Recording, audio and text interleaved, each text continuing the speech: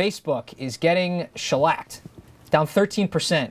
Drew Dowell is here to join us. Good morning, by the way. I'm Rolf Winkler. Welcome to the News Hub. Drew Dowell, Wall Street Journal editor. What happened? I mean, the earnings report didn't seem that bad.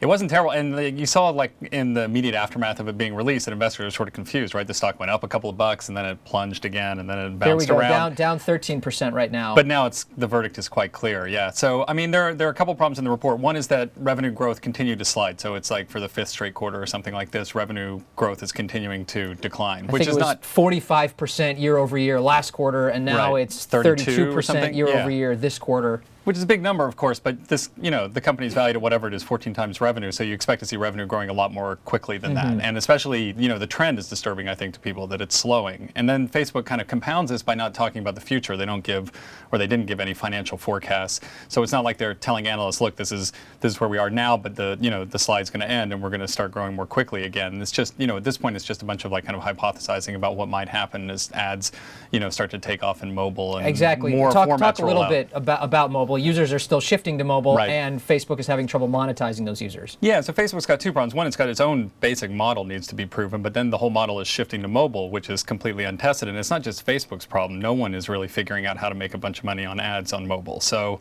Facebook, I guess, is making some incremental progress there, and they talked about that on the call. But you still make less money per user from ads in the mobile environment than you do on the desktop. They did say on the call, they gave you a hint that basically they make $15 million per month now on mobile advertising, which, of course, for a company that size has a market cap of around $70 billion now, a little bit less after hours. Chump change, right? It's not. It's very small, and for that to grow, right? Of course, is there now one of the things that I noticed? They're very insistent that they're growing. Their main new ad product is putting ads directly in your news feed that streams by on the Facebook page, and they're taking that very slow. Is that the right approach?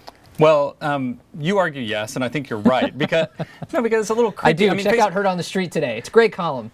I mean, these are fairly, your news. These are fairly personal updates from your friends. I mean, whatever. For some people, maybe more. Some people, maybe less. But ads showing up in that stream is a lot different from an ad showing up in a search result page or even in a Twitter stream where you're expecting to get a bunch of stuff that you're going to ignore.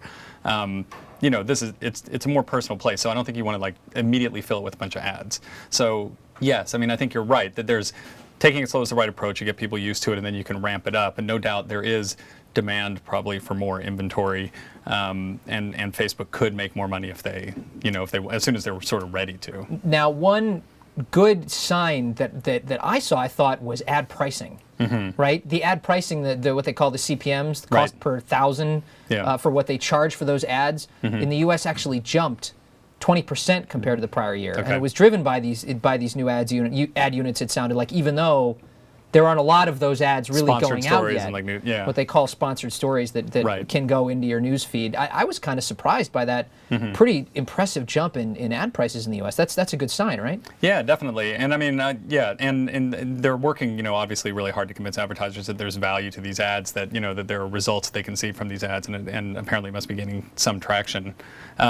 One of the other downsides of the shift to mobile is that their payments business actually has flattened. So you saw this in Zynga. Zynga's results. Zynga, of was course. Worse, right. And so, but for 3 quarters, there's been no growth at all in their, in Facebook taking a slice of, whatever is sort of bought and sold in terms of virtual goods using Facebook currency on the site. Okay. Yeah. And of so course, so another revenue stream is sort of suffering as they're trying to figure out the ad business. Okay. And that's a great point. We have to emphasize that Zynga, of course, Facebook stock was down already. Yeah, 8% was it about or 8% the day before, yesterday on Thursday, and then of course you add to that this 13% drop right now.